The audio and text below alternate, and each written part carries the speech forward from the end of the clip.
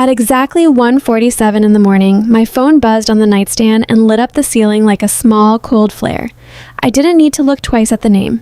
Dad, a man who hadn't said a single word to me in 5 years. A man who told every relative willing to listen that I was ungrateful, selfish, and no longer his daughter.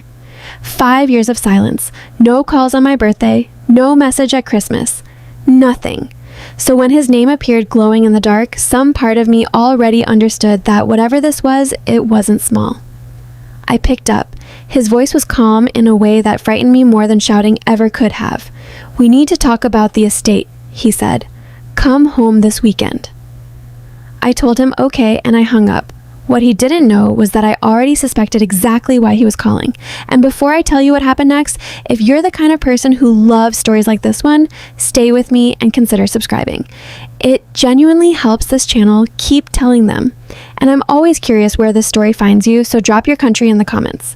Now, back to that night. The buzzing on the nightstand pulled me halfway out of sleep before I even opened my eyes. I almost silenced it and rolled over. Then I saw the name on the screen and I sat straight up in bed like someone had poured ice water down my spine. 5 years. That's how long it had been since my father and I had exchanged a single word. 5 years since he stood in the doorway of the house I grew up in and told me to leave and not come back. And now, in the dead of night, he was calling. I let it ring twice more before I answered, mostly because I needed the extra seconds to remember how to breathe. "Hello," I said. There was a pause on the other end, long enough that I thought the call might have dropped. Then I heard him. "Maya." Just my name, but hearing it in his voice again did something strange to my chest. Familiar, and yet like hearing a stranger. "What's going on?" I asked, because nobody calls at 1:45 in the morning with good news. "I'm fine," he said, though his voice sounded thinner than I remembered, older, worn down at the edges. "We need to talk about the estate." I sat there gripping the phone. "The estate," I repeated, because for a moment I genuinely didn't know what to say. My father had spent 4 decades building a mid-sized furniture manufacturing company out of a rented garage into something that employed almost 200 people. For most of my life, everyone simply assumed my younger brother would inherit all of it. My father certainly behaved as though that was settled. Trevor could do no wrong in his eyes. I was the difficult one, the one who asked too many questions, the daughter who refused to nod along with everything she was told. Our last real conversation had been an argument about the company, about decisions Trevor was making that worried me. I told my father Trevor was cutting corners, ignoring warnings from senior staff, making promises to clients he couldn't keep. My father chose to believe his golden son instead. By the end of that week, I was packing a car and the silence started.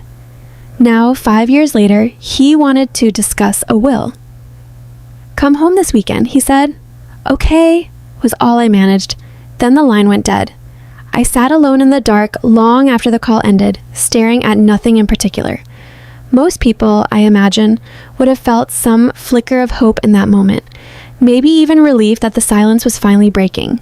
I didn't feel either, because somewhere underneath the shock, I already had a theory about why my father was suddenly calling, and it had nothing to do with missing me. The second I set the phone down, I picked it up again and dialed someone else, the family's attorney. I should probably tell you what those 5 years actually looked like from my side, because from the outside, it might have seemed like I simply vanished and moved on with my life. It wasn't that clean. The first year was the hardest, filled with nights where I'd reach for my phone out of pure habit to tell my father something small, a promotion, a new apartment, a stupid joke I knew would make him laugh, before remembering there was no one on the other end anymore who wanted to hear it. I threw myself into work instead, first as an assistant buyer for a regional home goods retailer, then slowly climbing until I was managing procurement for 3 states. I told myself I was building something entirely my own, something nobody could ever take credit for or hand to someone else, simply because he was born after me and happened to share my father's exact temperament. There were birthdays I spent alone by choice, holidays where I invented reasons not to visit relatives who would inevitably ask why I wasn't speaking to my own father. I stopped explaining myself after a while. It was easier to let people assume whatever version of the story made them comfortable. Somewhere around year 3, I finally stopped waiting for the phone to ring. I want to be honest and say that healed something in me, but really it just went quiet, the way a wound does right before it scars over completely. So when his name lit up my screen that night, it wasn't hope I felt first. It was a strange cold clarity, like a door I had sealed shut years earlier creaking open again without my permission. The next morning, I called Vanessa Cole, the woman who had handled my father's legal affairs for almost 3 decades, from contracts to the drafting of his original will. When she answered and heard my voice, there was a beat of genuine surprise. "Maya." "Morning, Vanessa." A long pause followed, and then a tired exhale I recognized instantly. "So, he finally called you." That single sentence told me everything I needed to know before she said another word. My father hadn't reached out because he suddenly missed his daughter. Something had shifted, and shifted badly enough that he felt he had no other choice. "How bad is it?" I asked, skipping past any pretense of small talk. Vanessa hesitated just long enough for my stomach to tighten. "Your father's health has been declining," she said carefully. That part didn't shock me completely. He was in his mid-70s now, and time doesn't ask permission. But her tone told me there was more sitting underneath that sentence. "A few months ago, he started pulling back from daily decisions at the company," she continued.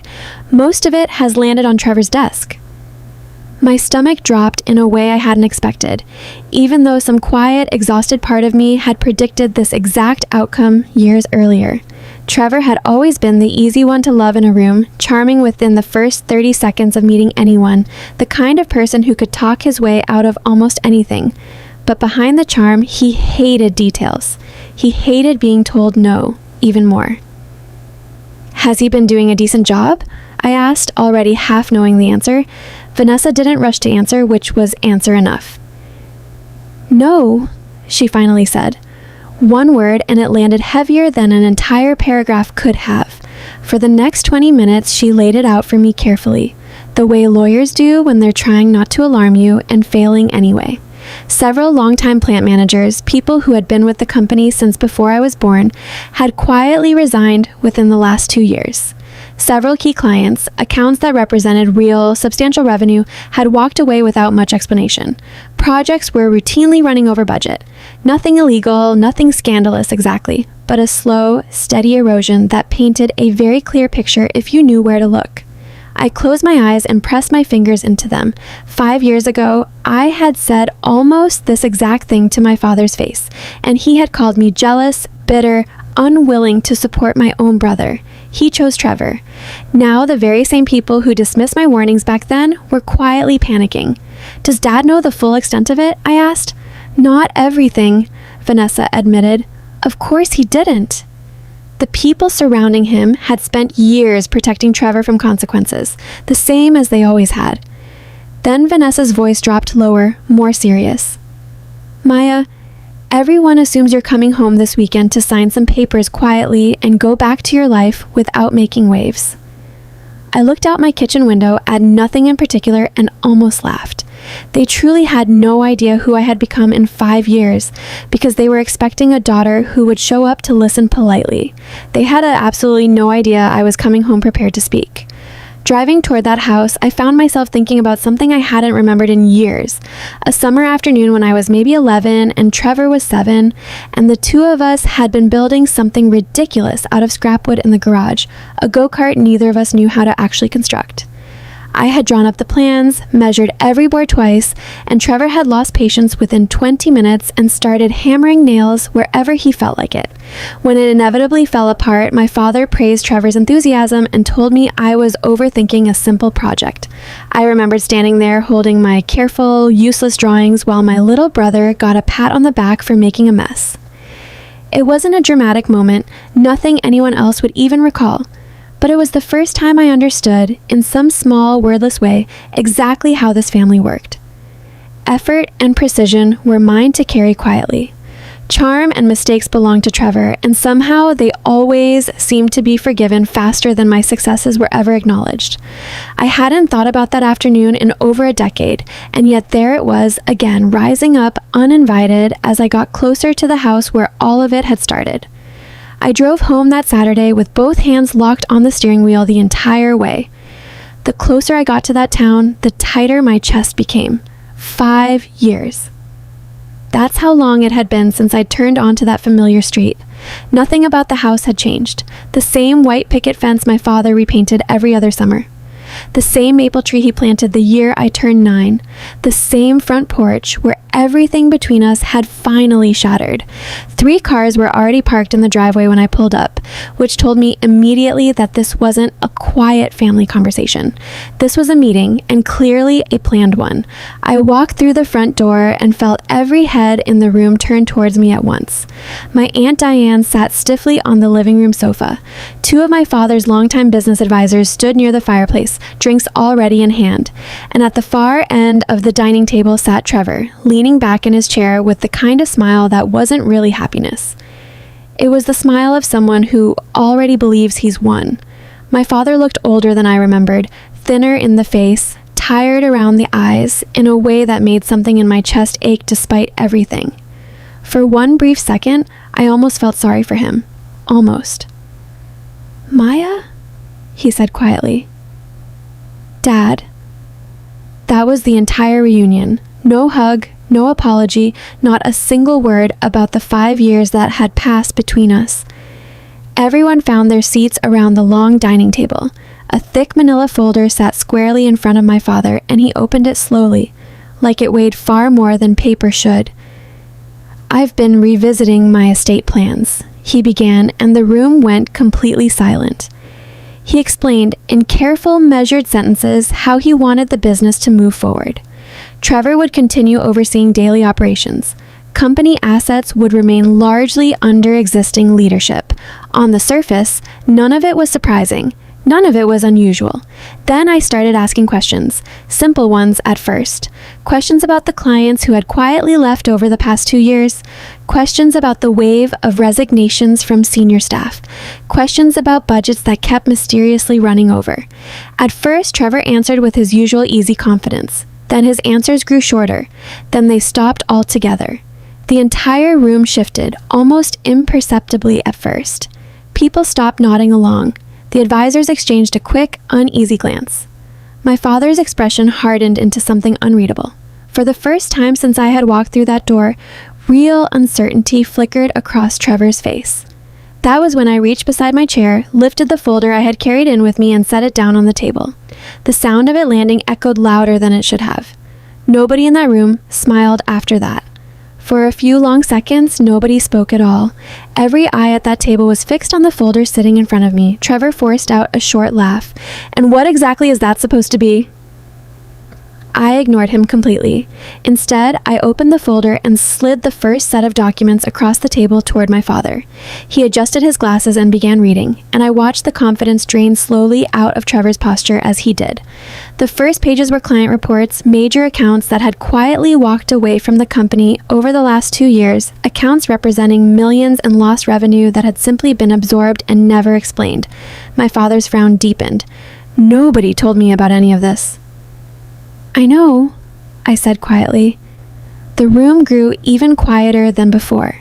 Next came the resignation letters, 6 of them, from senior managers who had given decades of their lives to that company, people my father had trusted completely. Each letter cited nearly identical concerns: poor planning, a total lack of oversight, major decisions being made without any real review process. My father's eyes moved slowly from the papers up to Trevor. "You told me they retired." Trevor shifted uncomfortably in his seat. "Some of them did." Not according to this. Nobody at that table rushed to defend him this time. That was when I laid down the final stack, independent audit reports I had commissioned quietly over the past several months. Nothing dramatic or exaggerated, just cold, plain facts. Delayed projects, repeated cost overruns, missed opportunities that had cost the company real money and real relationships, stretching back years in an unmistakable pattern. The advisors began flipping through the pages themselves now. One of them slowly shook his head without saying a word. The other took off his glasses and rubbed his eyes like he had a headache coming on. My father looked stunned, and not simply because the company was struggling more than he realized. He looked stunned because he was finally understanding how much had been deliberately kept from him for years. "Trevor," he said quietly, and his voice had changed completely. "Is any of this untrue?" My brother opened his mouth to answer and then closed it again. For the first time in his entire life, he had absolutely nothing to say. The silence that followed felt enormous, heavier than anything spoken could have been. Years of quiet favoritism, years of assumptions, years of believing one child without question while dismissing the other outright. All of it suddenly looked completely different under that light. My father slowly closed the folder in front of him. Then he looked directly at me, and for the first time in 5 years, there was no anger in his eyes at all. There was doubt, and that single shift changed everything that came after.